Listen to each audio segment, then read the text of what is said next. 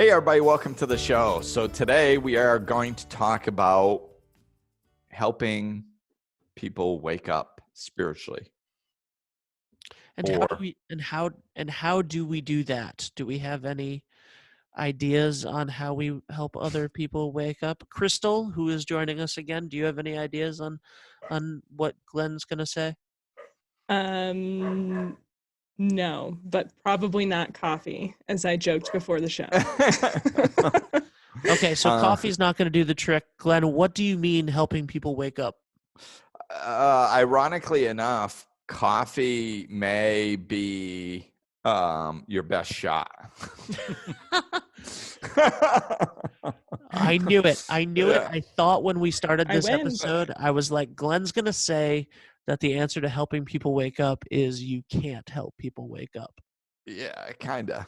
I mean, yeah, let's just go down that avenue first because it's the most important, I think. Sure. So, yeah, I mean, we'll touch on some, possible ways to help a little bit here and there, but the fact is you can't, and you can't help people wake up because it's such a personal journey, and it's I use addiction as an example a lot of times. And it's a good example for this too, because I mean, because it's the way many people have either seen or heard about the reality of this is through addiction. And, it's when somebody's just killing themselves through addiction, everybody on the outside is looking at it going, oh my God, why would they do that? How can they keep making these choices that are hurting themselves, obviously? And oh, they lost the love of their life. Surely this will wake them up. And oh, they've lost their children. Surely this will wake them up. And they lost their business and they're homeless and all this stuff, and they've killed somebody in a car accident, and they, all this horrible stuff people are going through, and everybody on the outside is going, this will surely wake them up. And, of course, in wonderful situations, it does, but in many other situations, it doesn't. And that is just the reality of the situation. You can't do the work for anybody else. It's impossible. You never know when somebody's going to open, and you also never know when somebody's going to close back down.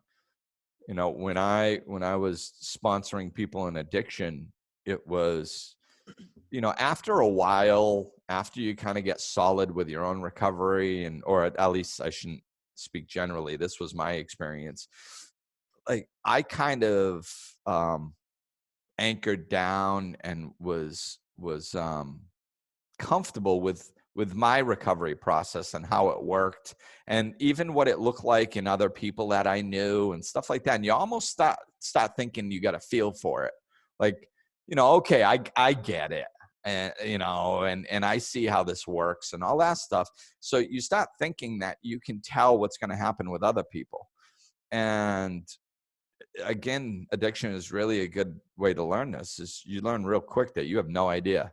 The people who are getting everything that you're saying and it's clicking with you, with them, and you're like, oh yeah, look at them. And then all of a sudden they hit a wall of fear and just shut down, and they just can't do the actual big pop open that really changes their life. They just can't do it, and they end up using again and back out there, and sometimes dead because of that. And then you have other people who are struggling, just kicking and fighting and just challenging you on every little piece, and they're really a pain in the butt, and it's really hard. And then all of a sudden you're sitting there going, this person is never going to get it because they're just fighting everything, they're resisting everything. And then all of a sudden, boom, they pop, and it's just, and they're open, and you're like, oh my God, I never thought they were going to get it. So it's you, and those are the two extremes, and there's tons of gray in between there. So, I learned it back then. And as you're working with other people, of course, me as a life coach, but this also includes most of my listeners too. perhaps all of my listeners, because I mean, everybody that's listening, that's working on themselves. There's a reason you're listening and working on yourself. There's a reason you're drawn to this type of teaching. There's a reason, you have a big heart you're working towards opening. That's why you're listening. And all those people, we have kind, compassionate hearts. As everybody does underneath, but but the people who are working on themselves, their kind, compassionate heart is near the surface. So they're very caring people. We care about the people around us, and when you care about the people around you, you want them to stop suffering, of course. So we want to help other people, and that is, I'll tell you, it's one of the biggest things we have to learn, is that we cannot save anybody. We can't. We can be the beacon. We can be the light.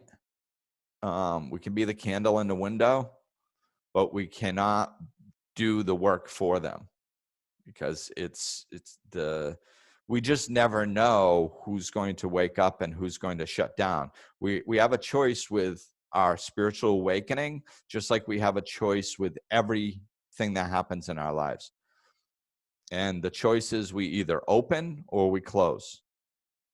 Every situation, we either use it to allow us to open more and become more of ourselves, or we use it to force us to close and tighten and become less of ourselves. And you never know what somebody's going to do. So all we can do is really burn brighter. That's like, I envision it like a bonfire. The brighter I burn, the further my light and my warmth emanates. So it can reach and touch more and more people, to give them what they may need if they so choose to pick it up and open to it. But it's still their choice. And there's going to be people that are standing right next to me, like I envision that everybody is like a match, and they all have the sulfur head on top, and they're all capable of igniting and lighting off of the heat or the light when they get close enough to it.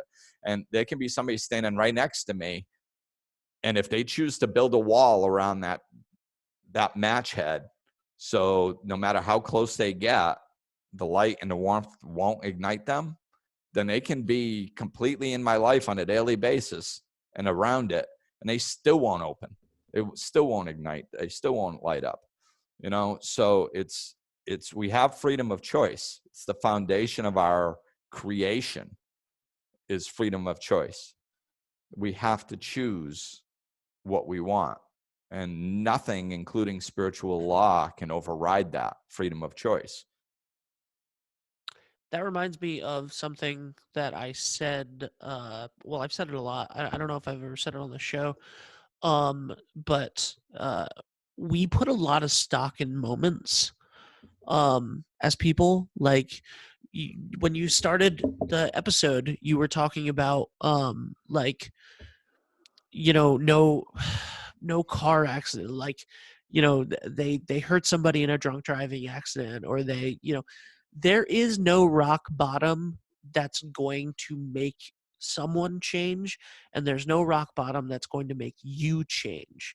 Like, having a kid is not going to make you stop being an addict or wake up.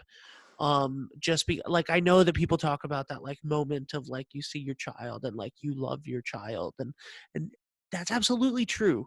Or, like, you hit rock bottom, like a car accident or something like that, or an arrest, or whatever it is. And I know that it sounds like we're talking specifically about addiction, but I mean, whatever it is, you know, um s- a divorce, somebody leaves you, something like that. Like, you think that there's going to be this rock bottom, and then that moment is going to inspire change, but it's about choices.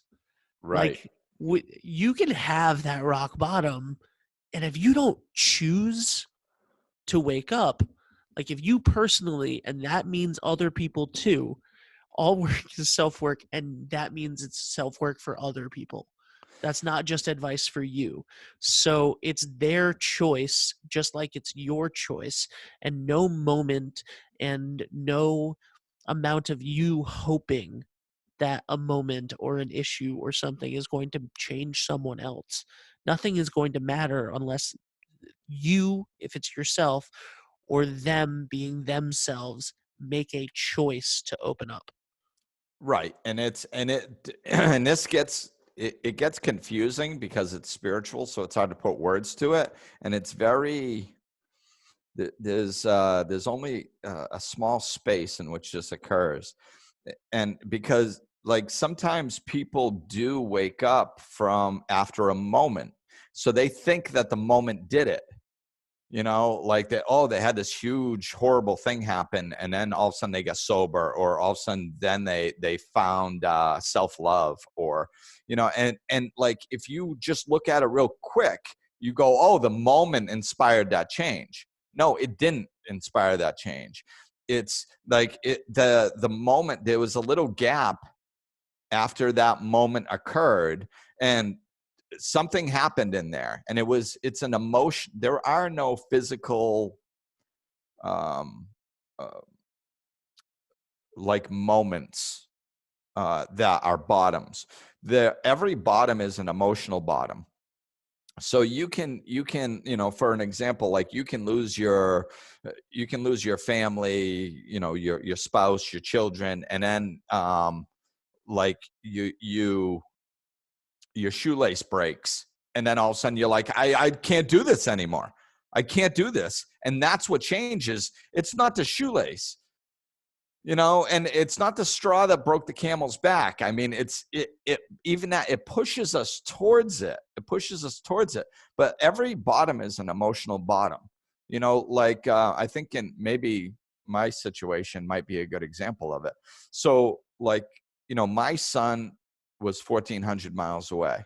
That was killing me, but it couldn't get me sober. So me not being with my son couldn't get me sober. But the thing that really was a big catalyst for me to get sober was me picturing him living his life without a father figure because of the choices I was making. So so that was an intellectual understanding which induced an emotional bottom. I couldn't make sense of that. I could make sense of how I lost my kid. I could make sense of why he was 1,400 miles away. I could rationalize that. I could say there were reasons for it and all that stuff. But I couldn't understand, I couldn't make it okay that he was going to live the rest of his life without a father, because I mean, I knew I wasn't going to live much longer.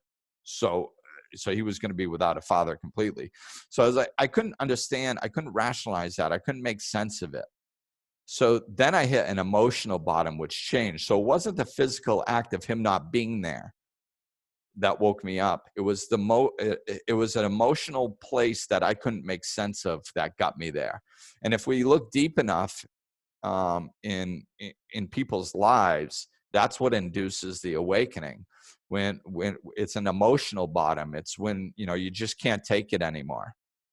And as far as physical incidents, what happens is when we're going down the scale and our life is getting worse and worse, it's basically a lack of self-love in one way, shape, or form, whether it's addiction or anything else. So as our life is getting steadily worse, what we do is we just lower our standards to meet our circumstances. That's the best definition of bottom I ever heard of in recovery.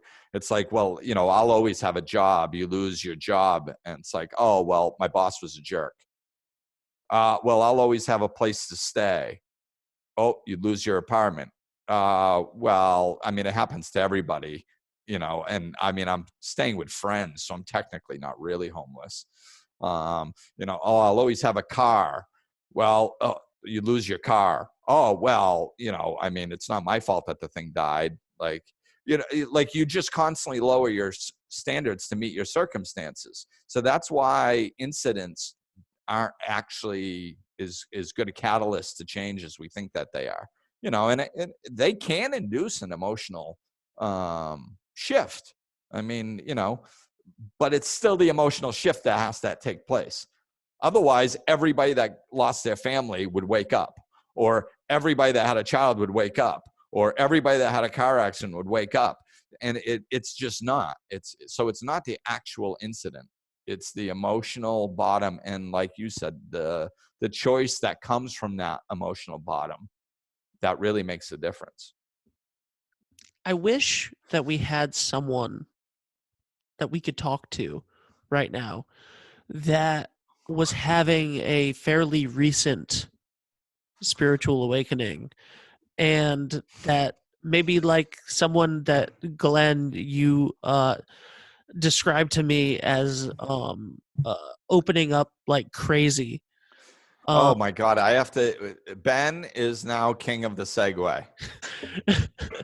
You have the corniest segues. Thank you.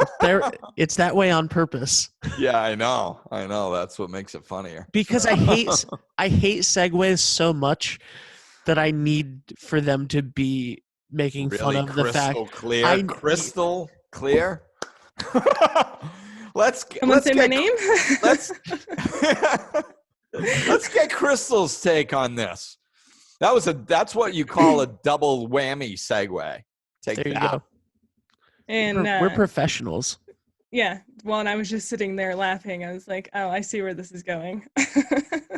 Yeah. Oh, good. Yeah. Oh, I'm glad you could see through that. Yeah. With that crystal clear clarity. Yeah. Yeah. So what do you think, Crystal? I mean, I agree with you. I think it's all an emotional bottom. I wasn't in addiction or anything. My life really wasn't that terrible, but I was just completely miserable where I was. And I reached out to Glenn, and because I was like, I can't actually keep living this way. Like, if I envisioned my life in the future, I'm like, is this really it? I can't, this isn't going to work. And I ended up having what Gwen describes as a profound spiritual awakening. So, and I agree that a lot of it was definitely centered around self-love and my lack of it. And it's been an interesting journey learning to love myself. So. Yeah. And it's that, yeah, you are a good example because you didn't have these huge, what some people call jackpots where your life is exploding in these huge areas around you, and you just get, like often happens in addiction. And it's and most, see, to me, this is one of the most beautiful things though, is that this is how the spiritual awakenings, it's almost like, for lack of a better term, bottoms are getting higher. Like, people don't have to lose everything. There's so much information out there. There's so much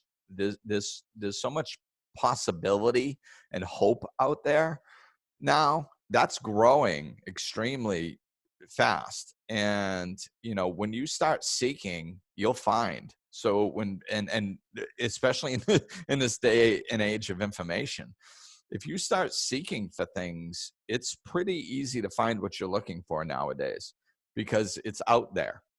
It's out there and it's accessible. So, I think that's one of the things that's speeding up this spiritual shift is, well, two things. One, technology is definitely helping because people have access to information, but internally, people are just sitting there going like, there's got to be more to life than this. Like, I can't, like you said, you look at the future and you're like, this is it? Like, I'm gonna live for the rest of my life like doing this type of stuff and feeling like this, and come on. I mean, and it sounds like not that big of a deal when you first hear it. Like, oh well, yeah, she didn't like the way her life was going, so she changed it. It's like, no, that is so profound. We've never lived in a time in human history where this is happening at the level that it's happening. I mean, you didn't have people in the Depression saying, I wasn't fulfilled with my career, so I quit. I mean, they're just trying to put food on the table and live. Times are changing. We are living in a day and age where good enough is not good enough anymore. Just maintaining and just kind of existing isn't good enough anymore. And it's bubbling up, and people are just feeling this push that there's something more, and they're following it, and they're waking up, and they're fine. This is the big spiritual shift that's happening. It's funny, there's so much emphasis put on the negative things in the world right now that that's what everybody tends to focus on. But like, we are categorically living in the most special, best time in human history right now. I mean, we just are. Like, yeah, people are waking up. I mean, species is waking up. Yeah, it's insane. For as much negativity as there is in the world, and as many problems as there are problems that we address as big problems now because we're addressing them. Like, and just like 30 years ago, they were still there. You just weren't talking about them. And the fact that we're even talking about them is a positive thing. The fact, I mean, like, right. there's hate and injustice and unfairness and like downright horrible things that are done every single day in the world, right? The fact that there's a large voice that says that those things aren't acceptable anymore at all, like the fact that that's even a conversation makes this a better time than it used to be. Right. It's contrast. It's getting clearer what's wrong with this world. And I think I saw a meme the other day that I thought was a really good example of our growth. It said something about, I'm not going to get it exactly right, but basically it said, it was this little cartoon, and it was talking about climate change.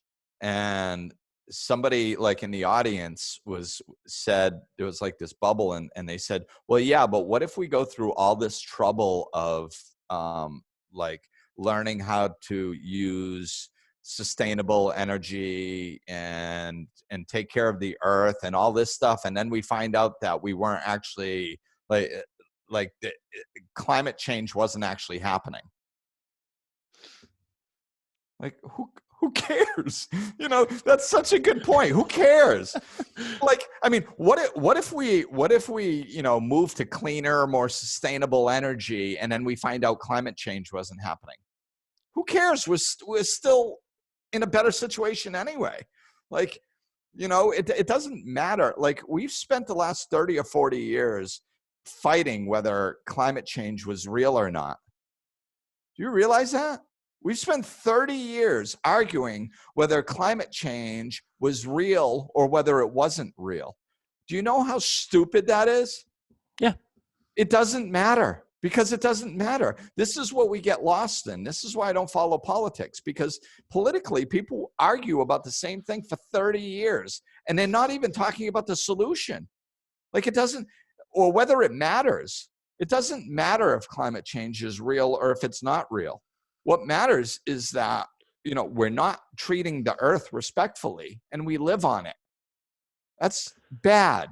What matters is other options for energy would give us, I don't know, other options for energy. That might be good. Sure. So like the solutions we're working on are good contained within themselves. It doesn't matter if climate change is happening or whether it's not happening. If it's happening, we'll fix it by doing this stuff. If it's not happening, we'll still benefit by doing this stuff. But we literally argued for 30 years missing that. And now we're not missing it. And that's, to me, a beautiful sign of growth.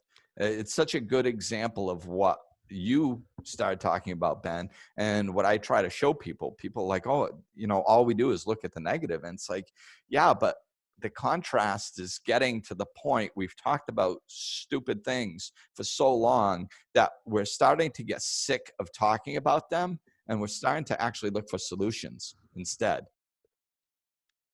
for some stuff. And right. Yeah. Bringing that back to helping other people wake up. Let's talk about let's talk about the fight, right? Let's talk about the fight of the political spectrum. So like, you're not, if you've ever had to try to talk to somebody who's on the other side of you, ideologically, in politics, especially in the country that the three of us live in, where it's diametrically opposed two parties, generally speaking, and anybody who's on the fringe of that also equally makes the other two people mad, the other two parties mad, right? Anytime you're trying to talk and prove your point and really hammer it home, I'm sure that you've noticed, like almost 100% of the time, you're talking to a wall, right? And I mean Democrats talking to Republicans, Republicans talking to Democrats, Green Party people trying to be like, hey, let's just all get along. You know what I mean? Like, nobody wants to hear anything other than their opinion. And that is the essence of, it's really hard to try to get people to wake up, to help people to wake up, because anytime you're approaching anybody with something that isn't a confirmation bias to how they already feel, you know, and in this case, if they're somebody that's not waking up, if it's somebody that you love, that you want, there's a good possibility that they live in this negative headspace of whatever it is that they feel about their life, you know, that is causing their misery. And people that are miserable like to stay miserable because they know it and it's comfortable, as you've talked about on this show 160 times. So it's very difficult to even have a conversation where you're trying to encourage somebody to do it. So other than, you know, being a bonfire that burns as bright as you can, what would your solution be to that, since it's essentially talking at a brick wall? Yeah, well, stop talking to a brick wall, you know? I mean, you're right. It's a waste of breath. It literally is a waste of breath. So don't get into the conversation, because it's not going to go anywhere. So I don't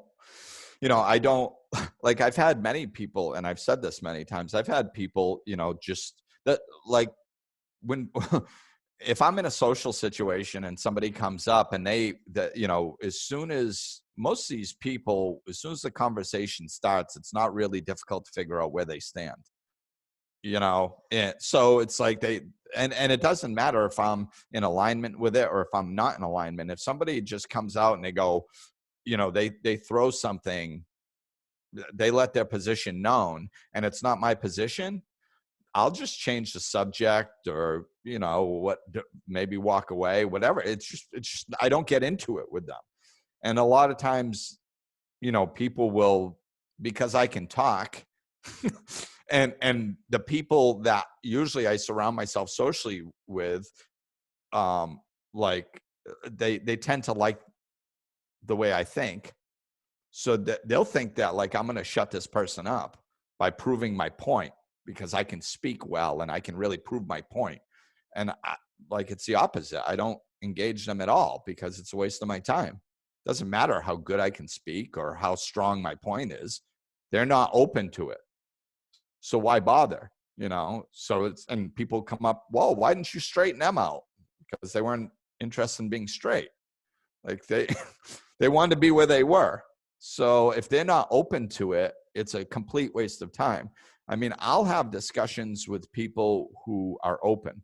You know, I think we did a podcast on this. There's three types of people: people that are open, people that people that see when they are shown, and people who don't see even when they're shown. And too often, people who see spend all their time working on people who don't see even when they're shown.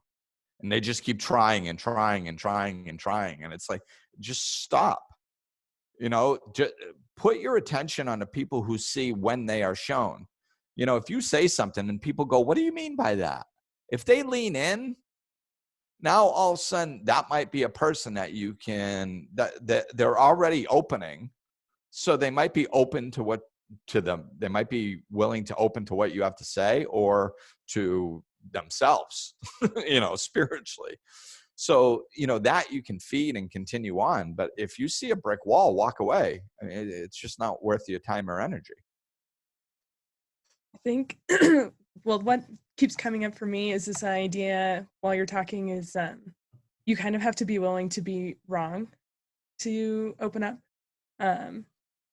If I had, using my life as an example, if I had decided, well, this is fine, this is just the way people are supposed to be, miserable and going to a job they hate or whatever, then I wouldn't have changed. But I was like, well, maybe I'm wrong. Maybe there's something else that I'm not seeing here and I need help see. Right. But until people are willing to not be right, they might not open up. Right. And that's why, would you rather be right or would you rather be happy? That's such an important phrase, because that's what it comes down to. I mean, we can be right all day long. That's why I think that's why my bottom was so low, is because I was really good at rationalizing. I mean, so good that most people, like I was homeless and just real low bottom, really horrible bottom. And like, I could get normal people to be like, oh, wow, Glenn, like after an hour talking with me, they'd be like, geez, boy, Glenn's really had it tough. No wonder why he drinks. Like, they'd be on my side, like, because I was really good at rationalizing, so like it took a long time for me to hit that bottom, because I could rationalize things in my head. But when I couldn't make sense of anything anymore, and that forced me to open, and this is the 3 things that I found that they teach in recovery. And I found this is normal. This is, when I made the transition of working with people in recovery to working with everybody, the reason it was so easy is I found out that we all struggle with the same things. It just looks different on the top. It's more obvious when an addict is dying. Everybody else is dying too. It's just slower and not as obvious, but we're all struggling with the same things, and it's the same.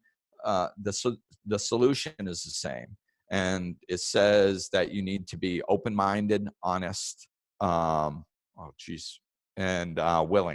willingness, open-mindedness, and honesty. Those are the 3 things that you need to recover. And these things are indispensable. And I find that is the exact same in recovery as it is with everyone else. You need to be open-minded so you can see another way. You can't be closed off and saying I'm right. You need to be able to be honest with yourself.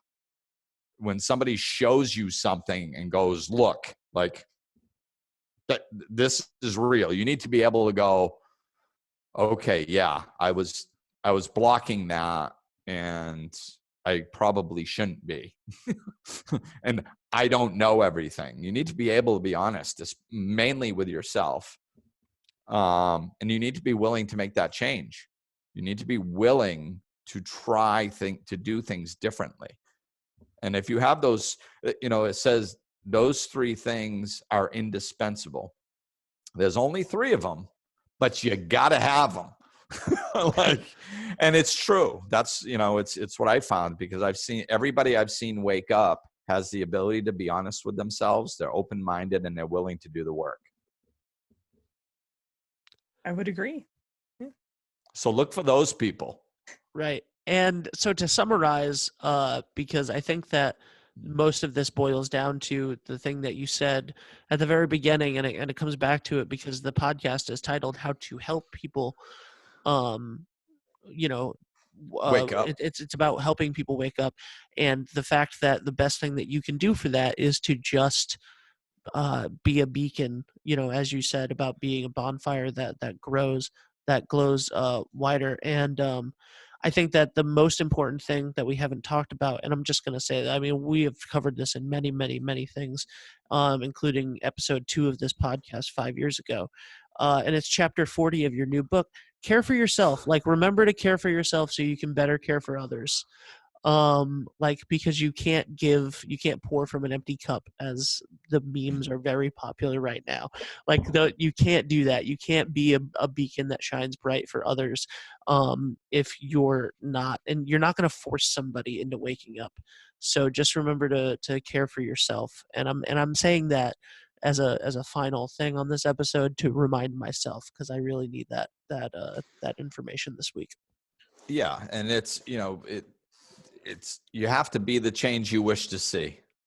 Be the change you wish to see. If you want other people to wake up, you just live it, just walk it. They are, it's there's so many similarities with this aspect to recovery.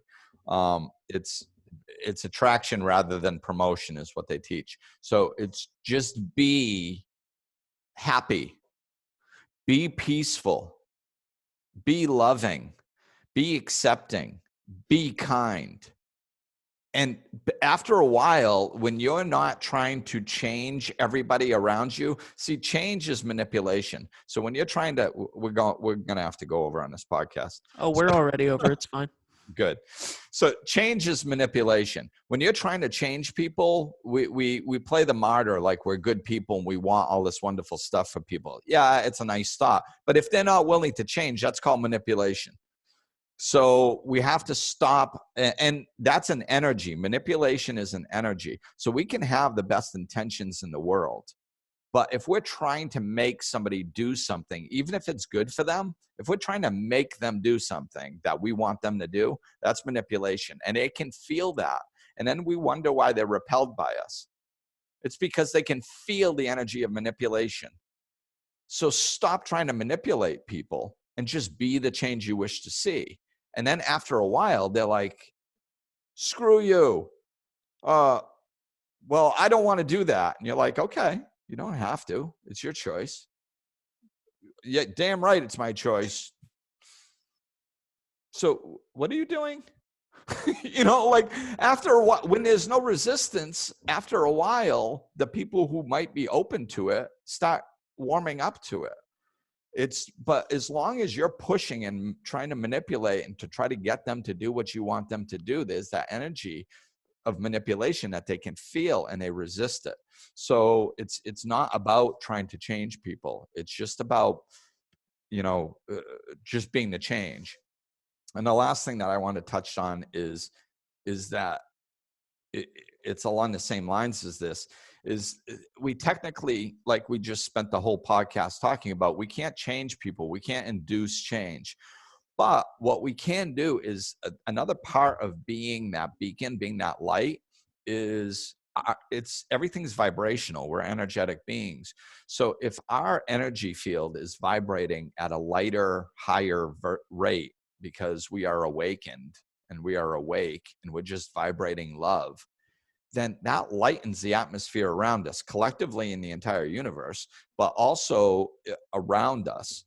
So if somebody is around other closed off people and they're closed off too, well, that's kind of natural. People who are on the verge of awakening, if they're around a lighter atmosphere, a higher vibration, it's easier.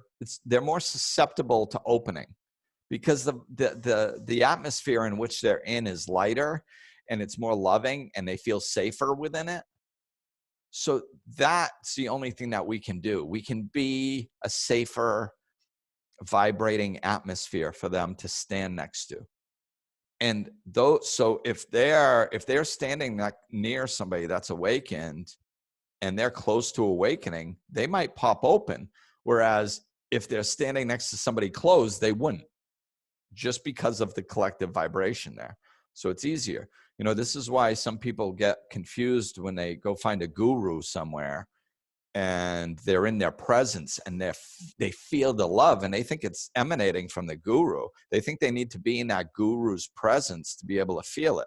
And they get attached to it. They don't understand that it's actually coming within them, and it's just easier to fall into it when they're with the guru, So that's how the vibrational atmosphere works. So, but it all boils back down to be the change you wish to see. Just live it. All work is self-work. Go inside, do the work, awaken, live awakened, talk awakened, be present, be loving, be kind. It's all what you do. And then those people that are capable of awakening will awaken off of you when they're ready, when they choose to. That's it. But you can't make anybody. Oh my God, I feel better. All right. So glennambrose.com. Check out the book, Down to Earth. We'll see you next time, guys. Thanks for listening, everybody.